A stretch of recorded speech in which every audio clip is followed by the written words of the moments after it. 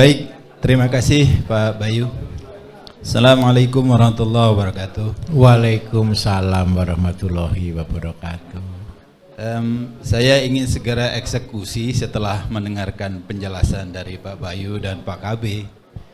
Dimulai dari yang sangat sederhana untuk income harian. Betul Pak. Yaitu kangkung Pak. Baik. Walaupun kangkung ini tanaman yang mudah ditanam, tapi kan kita perlu ilmu di dalamnya, terutama detil-detilnya. Baik. Mohon penjelasannya secara detail, penyakit apa sih biasanya di kangkung itu supaya daunnya bagus, kemudian nanti teknis panennya apakah dipotong ataupun dicabut karena saya di lahan tandus. Baik. Itu yang pertama. Yang kedua, malam dibahas tentang rumen. Baik. Rumen itu bisakah difermentasi dan bagaimana cara memfermentasinya? Baik. Yang ketiga terkait dengan ending dari Intan Sari, yaitu rumah makan lah katakan ya. Betul. Karena ending di meja makan. Dan yang lebih menariknya adalah yaitu program lanjutan edukasi yang objek pasarnya adalah bisa anak TK, SD, SMP, SMA, bahkan mahasiswa. Betul sekali Pak.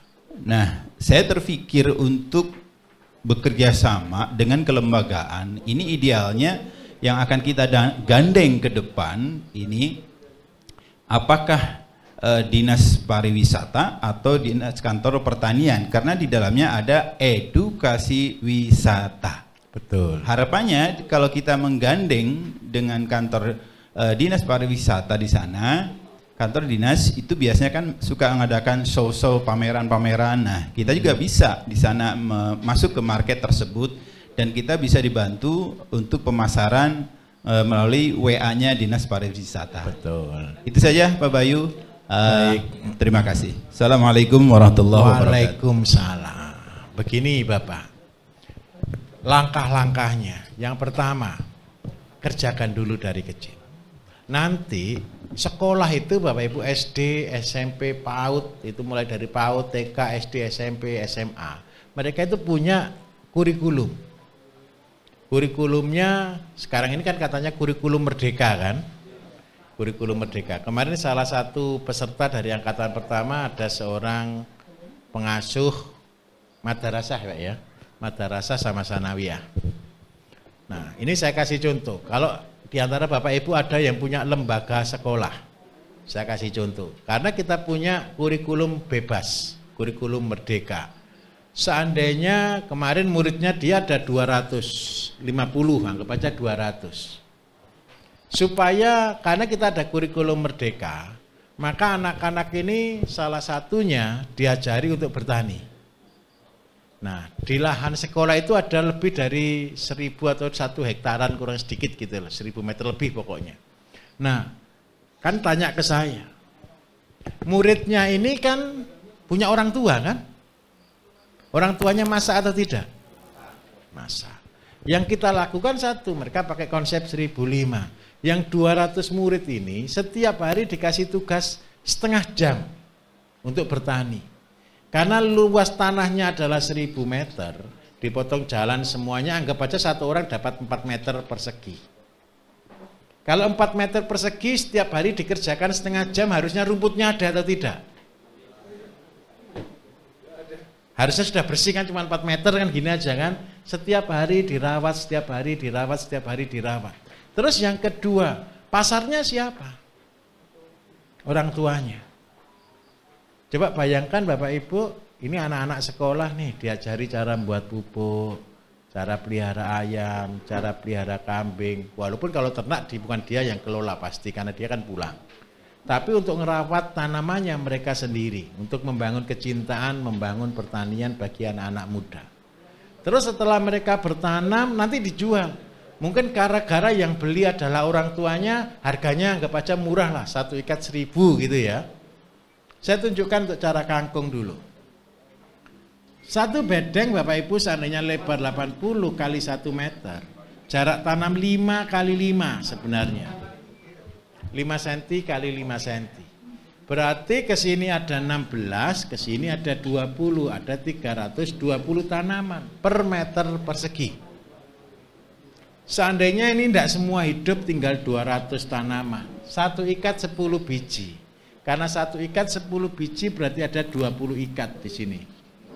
Nah, harganya Rp1.000. 20 ikat 1 meter persegi, satu ikatnya Rp1.000. Siapa yang beli? Adalah orang tua atau wali murid. Seandainya satu wali murid itu beli bayam 1 ikat, beli kangkung 1 ikat, kemudian dimasak untuk anaknya, untuk anak-anaknya sehat, kira-kira ikhlas atau tidak? Pasti ikhlas atau tidak? Seneng atau tidak wali murid? Saya tunjukkan sekarang. Ketika mereka anggap aja beli tiap hari Rp5.000 seperti anggaran kita, betul kan? Kalau ada 200 wali murid berarti setiap hari dapat berapa? 1 juta. Kalau 1 bulan 30 juta sudah lebih dari cukup untuk gaji guru-guru swasta. Betul atau tidak? Dengan cara ini tidak perlu buat proposal sekolah-sekolah swasta. Terus kita balik lagi, murid-muridnya tambah banyak atau tambah tidak? Menjadi sekolah prioritas tidak kalau begitu? Itu akan menjadi sekolah-sekolah unggulan. Sekolah alam yang mahal-mahal Bapak Ibu belum tentu bisa menghasilkan. Betul atau tidak? Sekolah sekolah alam di Jogja mahal atau yang di Bogor mahal atau murah? Mahal. Kalau di sini bisa gratis. Halo, kalau mau buat sekolah saya minta tolong mulai dari gini. Kenapa saya getol semua kepada anak-anak muda, anak-anak sekolah dan lain sebagainya? Karena mereka masa depan kita. Karena mereka lah penerus kita. Terus Bapak, ketika nanti sistemnya sudah jalan, boleh dicabut, boleh dipotong tergantung permintaan pasar. Kalau yang pasarnya itu keluarga Pak, kita cabut, kita potong aja ya biar kita tidak usah tanam lagi, supaya 2 minggu sekali panen. Kalau dicabut 24 hari panen, kalau dipotong 2 minggu sekali panen. Begitu ceritanya. Nanti bilangi dia, toh akarnya tidak dimakan. Betul atau tidak? Itu negosiasi. Terus yang berikutnya lagi satu. Ketika nanti ini sudah jalan, tidak usah pakai promosi apa-apa Bapak Ibu. Sekolah itu punya program namanya belajar di luar. Jadi kalau di tempat kami di Mojokerto itu minta maaf untuk sekolah datang ke tempat kita itu antri-antri ya Pak KB ya. Karena satu hari bisa 4 sampai 5 sekolah yang datang. Mereka masuknya itu berapa ya? 15.000 atau 25.000 saya lupa. Kalau paket ayam itu 15.000. Paket ayam itu pulangnya bawa anak ayam. Jadi mereka datang, mereka rekreasi, mereka makan di situ, mereka diedukasi, mereka pulang bawa ayam. Kalau paket sayur, mereka pulang bawa sayur, tanaman sayur yang mereka tanam sendiri. Kalau paket ikan ya bawa bibit ikan. Itu Pak KB yang buat soalnya. Nah, dengan cara itu apa yang terjadi? Contoh, satu kecamatan berapa sekolah? Yang jelas PAUD itu di tiap dusun ada, betul atau tidak? Kalau seandainya satu kecamatan terdiri dari 20 desa, anggap aja, berarti satu desa 5 dusun, berarti ada 100 PAUD di kecamatan. Ada SD, TK juga sama, hampir di tiap desa ada 2 rata-rata. Terus habis gitu SD tiap desa ada 2, SMP tiap kecamatan ada 2, SMA mungkin ada 2. Kalau kita total sekolah dalam satu kecamatan itu lebih dari, anggap aja 100 lah. 100 sekolah. 100 sekolah itu Bapak Ibu tiap 3 hari datang ke tempat kita sudah penuh, betul atau tidak? Kita sudah jadi sibuk, itu cara marketing. Kita jangan semua buat yang sama. Artinya sama itu di sini kayak ini, yang di sana kayak itu, bukan. Buat nilai-nilai berbeda. Dari apa nilai berbedanya? Dari apa yang kita senangi sebenarnya. Seandainya senang konsep buah, ya buat buah. Seandainya senang konsep sayur, ya sayur. Seandainya senang konsep ikan, ya ikan. Ditambah dengan sumber daya yang ada. Bisa dimengerti kira-kira Pak? Menyenangkan kalau begini kan? Nah, kalau sampai bulat sampai di level Intansari, syukur-syukur sampai di edukasi Bapak Ibu, itu sudah pasti sudah jadi miliarder. Karena bangunnya tidak terasa, perlahan ada sedikit bangun, ada sedikit bangun, ada sedikit bangun, terus menerus. Jangan dibalik. Nanti tahu-tahu saya punya uang 2M gitu ya, saya bangun ini pertama habis 1,5 M. Bangun 1,5 M, terus habis gitu kan kebalik. Betul ya, jangan bangun dari atas terus bangun pondasi. Menurut saya belum ada orang bangun gedung lantai 10 dulu terus baru lantai 1. Kan belum ada kan, bangun lantai dasar dulu, pelan, step by step. Tujuannya apa? Kuat. Kalau sudah dari sayur, edukasinya tidak jalan, rekreasinya tidak jalan, bingung atau tidak? Enggak, kalau sudah dari sayur mulainya, rekreasinya tidak jalan, bingung atau tidak? Enggak bingung. Kenapa kok tidak bingung? Itu cuma bonus. Jadi di awal itu setelah Bapak Ibu sudah sampai di penghasilan harian, sudah masuk di investasi, selebihnya ini hanya bonus. Bapak Ibu cuma melihat, bersyukur, melihat, bersyukur, melihat, dan bersyukur. Tapi satu yang tidak boleh bosan. Mulai dari dulu hingga hari ini pekerjaan saya cerita visi. Cerita tentang pertanian. Nanti saya minta tolong, Bapak Ibu juga sama.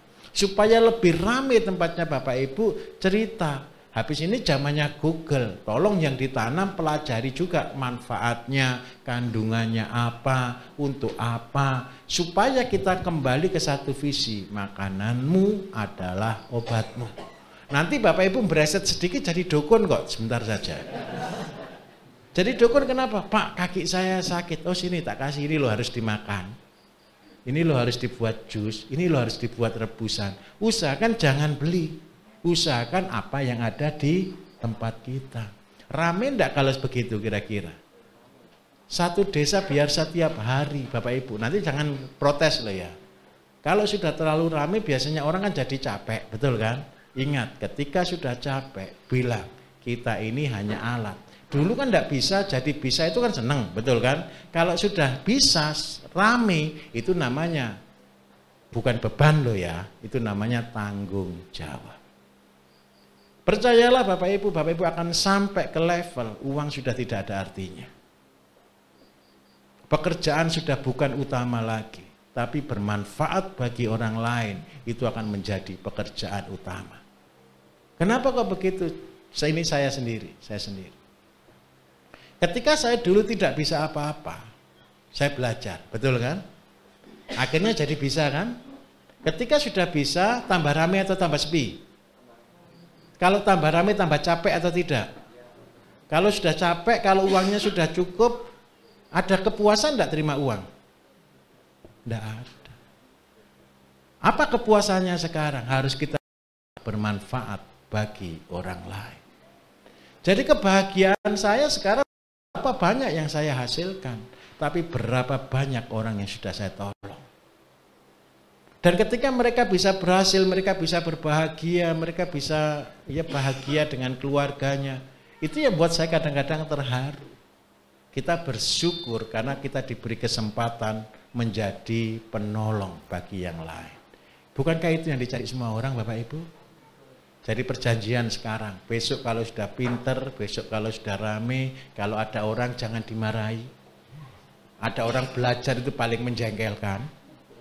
Coba bayangkan ya, kalau Bapak Ibu sudah buat di rumah nih, pertanyaan yang datang sama atau tidak? Sehari dapat pertanyaan yang sama 20 kali, bosan atau tidak Bapak Ibu? Itu oleh call center. Pertanyaannya itu saja. Tapi buat segi positifnya. Kalau pertanyaannya cuma itu saja, tambah pinter atau tidak jelaskannya? Tambah pinter. Saya minta tolong, jangan lihat pasien, jangan lihat konsumen, jangan lihat petani. lihat Gusti Allah yang telah meridhoi kita, memberikan kita ilmu. Supaya apa? Itulah yang akan kita pertanggungjawabkan nanti ketika kita mati. Nanti kalau kita sudah pinter kan, nanti kalau Gusti Allah bilang loh, salahnya dulu mau belajar, salahnya dulu minta, kan gitu kan. Sekarang sudah dikasih, sudah diberi, masa tidak mau melakukan tugas, kan kita yang salah. Paham? Bahagialah selalu. Bisa dimengerti Pak? Oke, terima kasih. Saya senang sekali angkatan ini, wajahnya berbinar-binar. Sudah kepengen pulang. Satu lagi Pak Bayu, mari, tentang Pak. rumen tadi. Oh ya, sorry. Saya ini terlalu semangat. Ingat, kemarin sudah saya jelaskan juga Pak, rumen itu isinya adalah rumput ditambah dengan bakteri. Nah, rumen ini kita ada cairannya nih, kita mau jadikan apa? Kalau kita cuma jadikan ZPT, berarti kita tambahkan bahan yang mengandung ZPT, auksin atau apapun terserah. Tinggal tambah katalis jadi. Terus seandainya Bapak mau tidak mau jadi ZPT Pak, saya mau rubah rumen menjadi nutrisi. Maka Bapak tambahkan rumen ini adalah isi ikan atau ikan-ikan rucah. Caranya bagaimana? Kita beli di dalamnya, namanya oksidasi. Selama berapa lama? Selama 2 minggu. Begitu. Kalau seandainya Bapak mau rubah ini menjadi nutrisi yang lebih dosis tinggi dengan terseleksi bakterinya, maka bedanya kalau ini terbuka ini bakterinya bebas, tapi kerjanya dahsyat. Kalau cuma nutrisi tanaman loh Pak ya. Tapi kalau untuk nutrisi hewan, Bapak harus buat tertutup, harus buat anaerob. Supaya apa? Supaya tidak terkontaminasi. Bedanya di situ. Kalau terbuka ini terkontaminasi. Semuanya boleh masuk. Tetapi karena semuanya boleh masuk, bakterinya bisa 10 pangkat 6, 10 pangkat 10, 10 pangkat 13 bisa. Tetapi kalau tertutup, maksimal bakterinya 10 pangkat 3 sampai 5. Jadi dia hanya fokus. Paham maksud saya Pak ya? Jadi seandainya saya buat nutrisi ini Pak, supaya ayam banyak. Makanya carikan kepiting, carikan yuyu, carikan ikan-ikan yang punya telur banyak. Masukkan di blender, masukkan di sini. Dicampur dengan rumen bisa. Tambah air kelapa bisa. Begitu. Bisa dimengerti? Oke. Jadi begini Bapak Ibu, saya tidak buat kitab. Yang saya berikan ke Bapak Ibu adalah dasarnya. Bapak Ibu bangun kayak apa boleh. Tidak ada yang salah di sini. Apalagi dengan konsep apa yang ada. Jadi bahannya bisa beda-beda. Jadi tapi yang Bapak Ibu tahu dulu arahnya kemana dulu, goalnya kemana dulu, apa yang ada, bahan aktifnya apa, kita tinggal proses untuk apa, gitu aja. Jadi saya minta maaf, tidak ada bahan baku yang harus, semua apa yang ada. Ini loh, politik aja. Ada yang mengatakan begini, kalau kita kena sakit kanker, disuruh cari benalu teh gitu ya, apalagi harusnya ngambilnya di puncak Himalaya sana gitu kan, itu bisa sembuh enggak kira-kira? Bisa. Yang membuat sembuh apa? Sugesti semangatnya, karena merasa itu berharga. Ketika kita mengatakan obat itu tidak jauh dari rumah kita, kira-kira orang percaya atau tidak?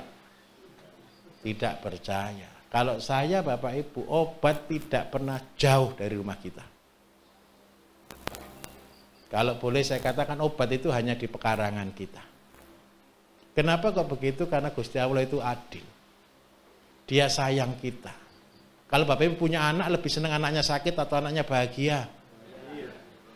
Kalaupun kita mengajar, kalaupun kita mendidik anak kita, tujuannya kan bukan untuk menyakiti. Kalau disakiti berarti obat itu sudah disediakan di sebelahnya. Nah, harapannya kan kita ditunggu untuk tobat, kita ditunggu untuk berubah, baru kita berdoa, baru dibukakan jalan, kan begitu. Saya kasih contoh. Ada pasien stroke Bapak Ibu, dia bukan pasien saya, belum pasien saya, tapi dia pendengar radio aktif. Suatu malam dia itu bermimpi Bapak Ibu, katanya saya itu nyuruh dia suruh minum air kelapa yang tidak boleh jatuh dari pohonnya. Akhirnya apa yang dilakukan? Orang itu bangun tidur, tahu-tahu naik pohon kelapa. Saya ulangi ya, ini orang stroke Bapak Ibu, tahu-tahu pagi-pagi naik pohon kelapa. Begitu sampai pohon kelapa dan dia ngambil, dia bawa itu turun, dia kaget, loh kok saya bisa naik pohon kelapa? Berarti kenapa dia bisa sembuh? Bukan, karena lupa kalau dia sakit. Dari sana istilah akhirnya muncul, saya katakan. Orang itu sembuh bagaimana, kok bisa sembuh? Kalau dia lupa, kalau dia sakit. Makanya penyakit harus dilupakan. Supaya gantikan dengan apa? Gantikan yang baik-baik. Karena itu dalam bisnis juga sama. Yang susah-susah lupakan. Pikirkan yang positif-positif. Yang negatif buang. Yang positif kumpulkan. Terima. Yang positif dari mana? Yang positif itu datangnya dari atas. Yang baik dan yang sempurna itu datangnya dari atas. Karena tidak ada kepalsuan di sana. Tapi yang kalau datangnya dari pinggir isinya trik dan intrik. Setuju? Oke, lanjut.